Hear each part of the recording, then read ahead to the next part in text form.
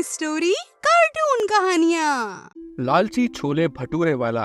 एक गांव में रामू छोले भटूरे का ठेला लगाता था। वो बहुत ही गरीब था और छोले भटूरे बेचकर अपना गुजारा करता था। सभी को उसके छोले भटूरे बहुत ही अच्छे लगते थे, पर रामू गरीब लोगों को फ्री में छोले भटूरे देता था, जिस वजह से उसके आस पड़ोस के दुकानदार काफी ज्यादा परेशान थे, क्योंकि उनकी दुकानदारी ज्यादा नहीं हो पाती थी। वहीं रामू के सारे छोले भटूरे सिर्फ गरीबों में बांटने में ही चले जाते थे। हे भगवान, इस रामू का क्या किया जाए? ये अपनी दुकानदारी के साथ मेरी दुकानदारी भी खराब कर रहा है। हाँ, सच कह रहे हो भैया। इतना गरीब होने के बाद भी कितना दानवीर बनता है ये, जबकि सच तो ये है कि ये फटे हाल में है। ऐसे तो हम लोग बर्बाद हो जाएंगे। वही रामू की दिन भर में 30 से 40 प्लेट बिक जाती थी, जिनमें से आधी प्लेट तो सिर्फ फ्री में गरीबों को ही चली जाती थी।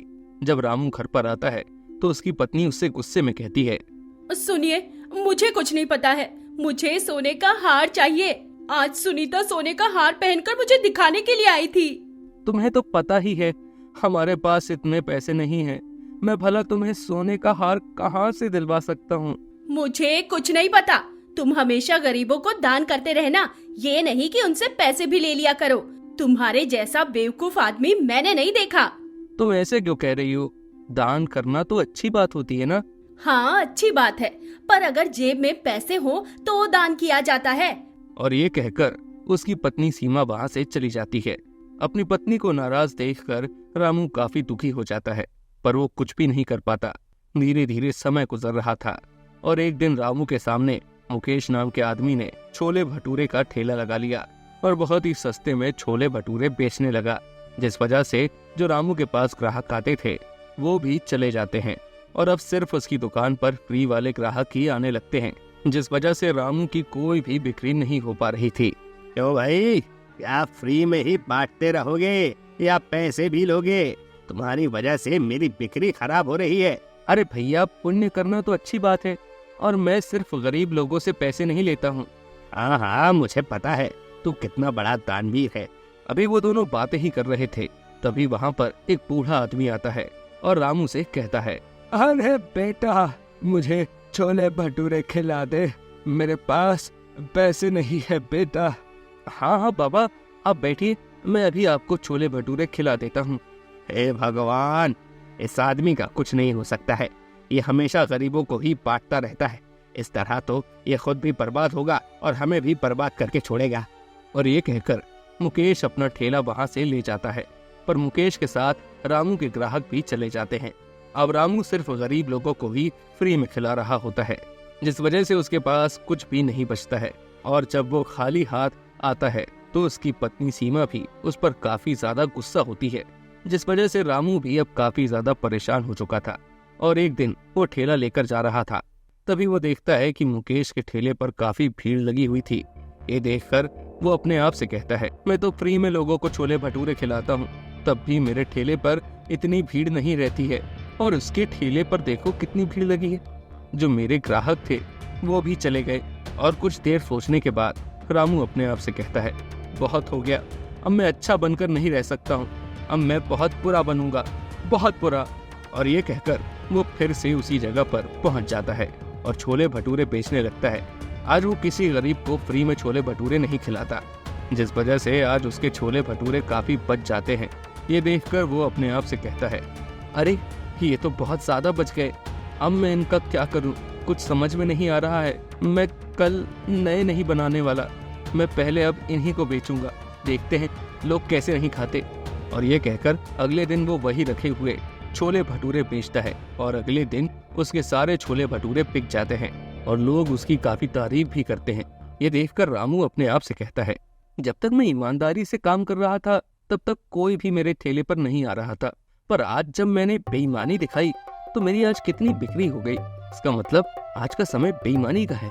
और ये कहकर वो बहुत खुश होता है और वो रोजाना बहुत सारे छोले भटूरे बना लेता था और उन्हें अगले दिन तक बेचता था। उसे इस तरह से देखकर मुकेश और बाकी दुकानदार भी काफी हैरान हो जाते हैं कि ये तो फ्री में लोगों को खिलाता था, अचानक इसमें इतना ज्यादा बदलाव कैसे आ गया।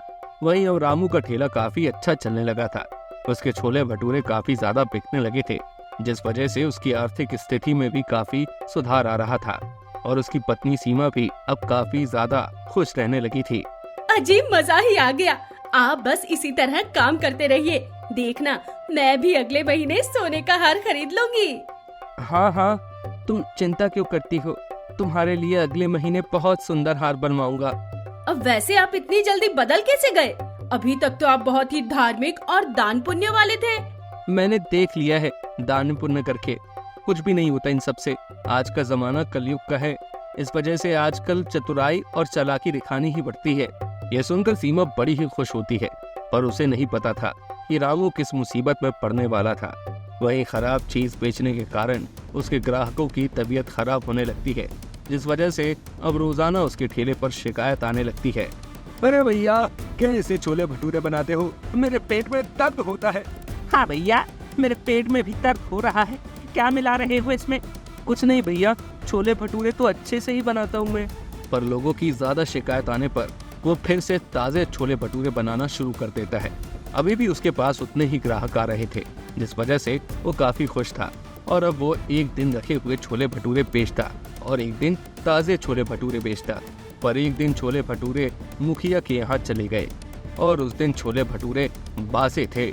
जब मुखिया ने छोले भटूरे खाए तो उसे तुरंत पता लग गया ये रखे हुए हैं और वो रामू के ठेले पर गया और उससे कहा, रामू, तू रखे हुए छोले भटूरे बेचता है?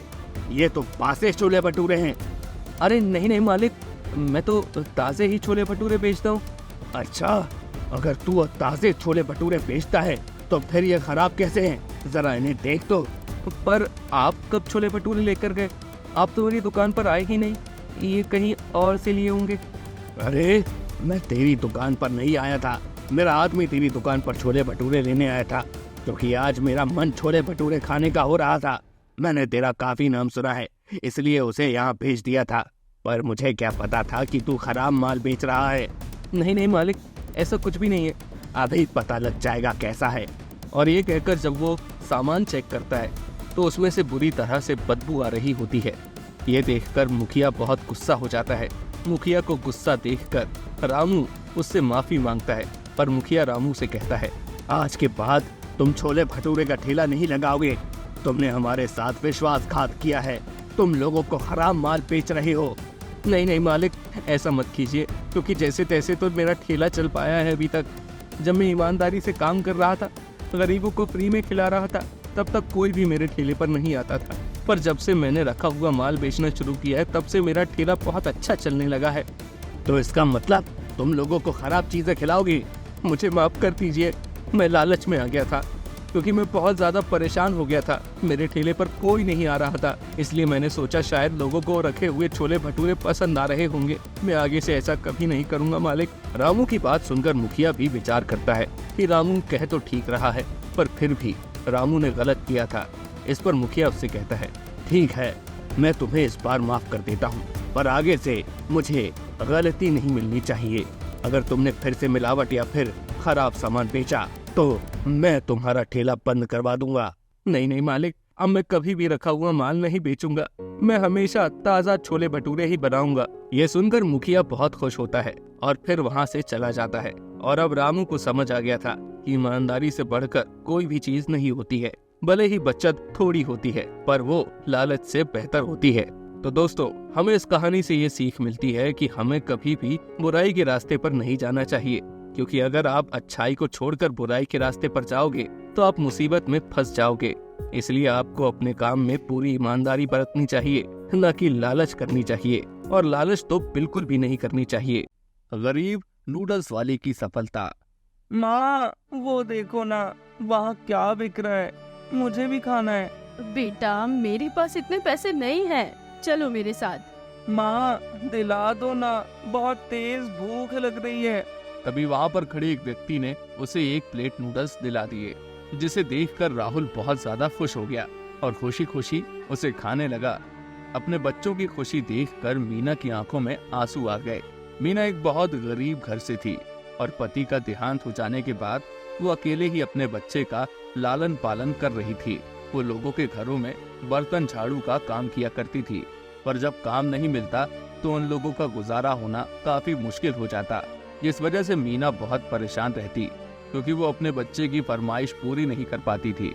राहुल का भी मन चलता था कि वो दूसरे बच्चों की तरह खेले कूदे। माँ, हम लोग कब अमीर होंगे? कब मैं दूसरे बच्चों की तरह खेल पाऊंगा? बेटा तुम चिंता मत करो, भगवान पर भरोसा रखो, सब सही हो जाएगा।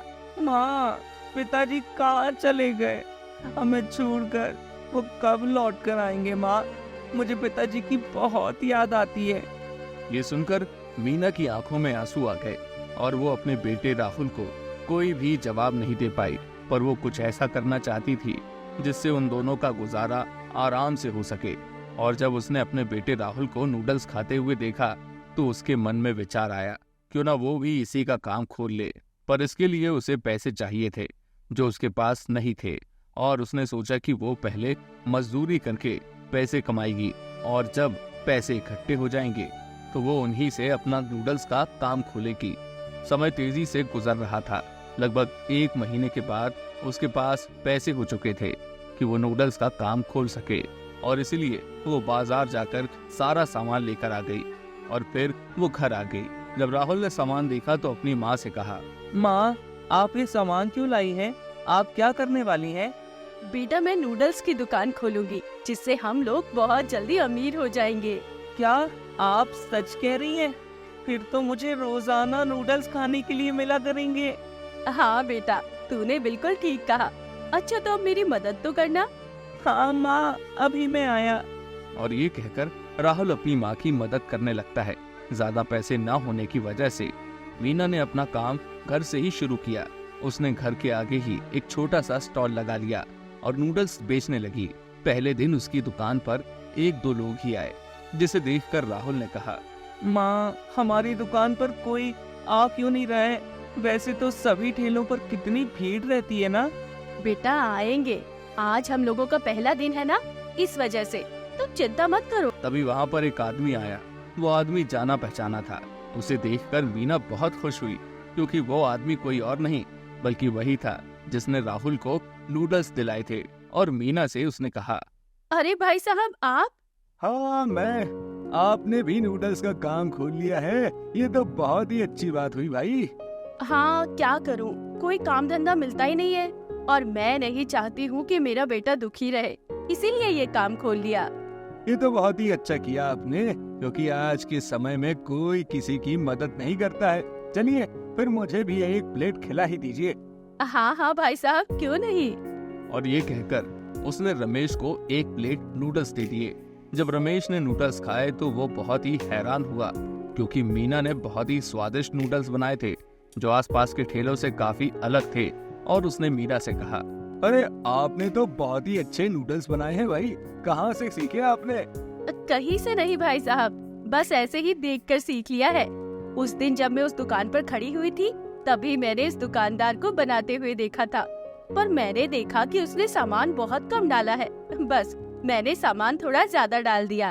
अरे ये तो बहुत ही अच्छी बात है, आपके नूडल्स बहुत ही स्वादिष्ट हैं। ऐसे नूडल्स मैंने कभी भी नहीं खाए।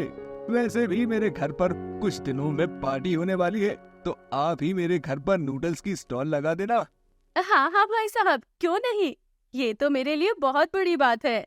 इसके बाद रमेश ने उसे एक कार्ड दिया और दिन बता दिया, और फिर वो वहाँ से चला गया। मीना बहुत खुश हुई कि पहले दिन ही उसे एक ऑर्डर मिल गया, और इसके बाद उसने उस दिन काफी अच्छी कमाई की। अब तो रोजाना उसके नूडल्स खूब बिक जाया करते थे। धीरे धीरे रमेश की बताई हुई तारीख भी पास आ रही थी, और एक दिन पहले मीना नूडल्स बना रही थी कि अचानक उसके ऊपर गर्म पानी गिर पड़ा, जिस वजह से उसका पैर जल गया।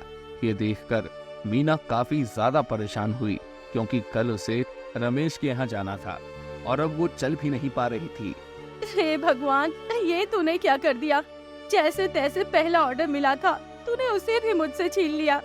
मैं कल कैसे जाऊंगी? माँ, आप परेशान मत होइए, कुछ न कुछ इंतजाम हो ही जाएगा। बेटा कुछ नहीं होगा, उनका घर बहुत ही दूर है और हम लोग वहाँ तक नहीं जा पाएंगे। तू तो देख ही रहा है मेरा पैर कितना ज्यादा जल गया।